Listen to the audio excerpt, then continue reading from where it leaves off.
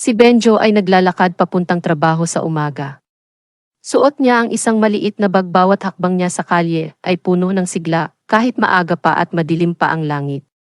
Alam niya na bawat araw ay may bagong pagkakataon at siya ay masaya dahil sa simpleng mga bagay. Patuloy si Benjo sa paglalakad, tinatamasa ang simoy ng hangin, ang unti-unting paglabas ng araw. Sa bawat hakbang, iniisip niya ang mga simpleng kaligayahan na mayroon siya. Pagdating sa coffee shop kung saan siya nagtatrabaho, agad siyang mag-almusal para may lakas.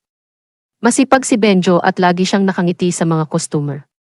Alam niya na ang magandang serbisyo at mabuting pag-uugali ay mahalaga. Nakakakuha siya ng kasiyahan sa pagtulong sa mga tao at sa paggawa ng kanyang trabaho ng maayos. Pagkatapos ng kanyang trabaho, umuwi si Benjo agad-agad sa bahay.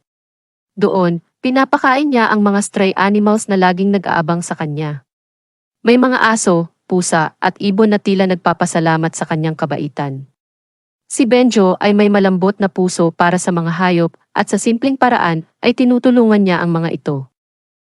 Pinapasyal ni Benjo ang kanyang mga inaalagaang hayop sa malapit na parke.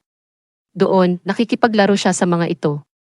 Sa kanyang mga kilos, ipinapakita niya ang kahalagahan ng pagmamahal at responsibilidad sa lahat ng nilalang. Pagdating ng gabi, si Benjo ay nag-aaral sa kanilang bahay. Kahit pagod na siya sa maghapong gawain, porsigido pa rin siyang mag-aral. Alam niya na ang edukasyon ay mahalaga para sa kanyang kinabukasan. Pinagbubuti niya ang kanyang pag-aaral dahil nais niyang makapagtapos at magkaroon ng mas magandang buhay. Ang kwento ni Benjo ay nagpapakita ng kahalagahan ng sipag, dedikasyon, at pagmamahal sa kapwa, tao man o hayop. Sa bawat araw, sa bawat hakbang at sa bawat gawain, pinipili niyang maging mabuting tao.